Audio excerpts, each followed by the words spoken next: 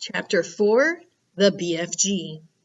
The giant picked up the trembling Sophie with one hand and carried her across the cave and put her on the table. Now he really is going to eat me, Sophie thought. The giant sat down and stared hard at Sophie. He had truly enormous ears.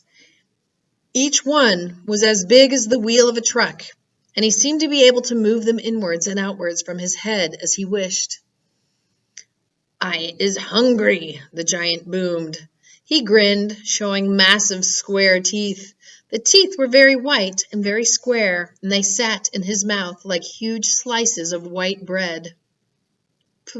"Please, don't eat me," Sophie stammered. The giant let out a bellow of laughter. "Just because I is a giant, you think I is a man-gobbling cannibal?" he shouted. "You is about right. Giants is all cannibals and murderful, and they does gobble up human beings. We is in giant country now. Giants is everywhere around. Out there, us has the famous bone-crunching giant. Bone-crunching giant crunches up 2 wopsy-whiffling human beings for supper every night. Noise is ear-busting. Noise of crunching bones goes crackety-crack for miles around." "Ouch," Sophie said. "Bone-crunching giant only gobbles human beings from Turkey," the giant said. "Every night Bone Cruncher is galloping off to Turkey to gobble Turks."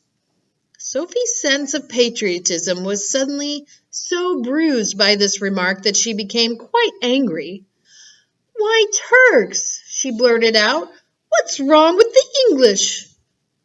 "Bone-crunching giant says Turks is tasting ever so much juicier and more scrumdiddlyumptious.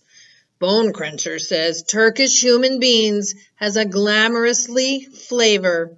He says Turks from Turkey is tasting of turkey." "I suppose they would," Sophie said. "Of course they would," the giant shouted. "Every human being is diddly and different. Some is scrumdiddlyumptious and some is ucky slush. Greeks is all full of ucky slush. No giant is eating Greeks ever." "Why not?" Sophie asked. "Greeks from Greece is all tasting greasy," the giant said. "I imagine that's possible too," Sophie said. She was wondering, with a bit of a tremble, what all this talking about eating people was leading up to.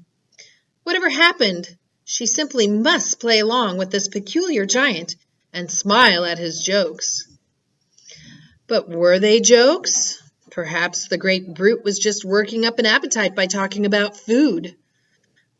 "As I'm saying," the giant went on, "all human beings is having different flavors.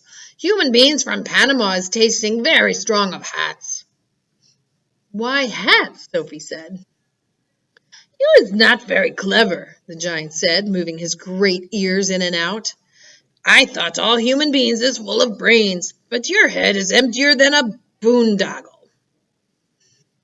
"Do you like vegetables?" Sophie asked, hoping to steer the conversation towards a slightly less dangerous kind of food. "You is trying to change the subject," the giant said sternly. "We is having an interesting babblement about the taste of the human being. The human being is not a vegetable." "Oh, but the bean is a vegetable," Sophie said. "Not the human being," the giant said. "The human being has 2 legs and a vegetable has no legs at all." Sophie didn't argue any more. The last thing she wanted to do was to make the giant cross.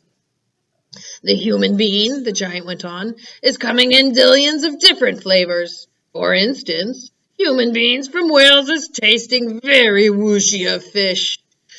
There is something very fishy about Wales." "You mean whales," Sophie said. "Wales is something quite different."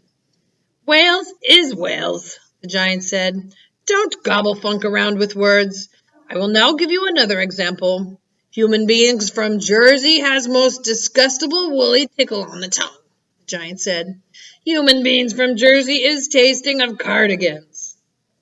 "You mean jerseys," Sophie said. You are once again gobble-funking, the giant shouted. Don't do it. This is a serious and snitching subject. May I continue?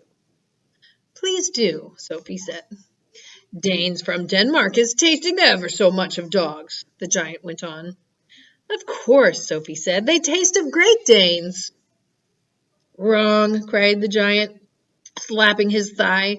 Danes from Denmark is tasting doggy because they is tasting of Labradors. Then what do the people of Labrador taste of? Sophie asked. Danes, the giant cried triumphantly. Great Danes. Aren't you getting a bit mixed up? Sophie said.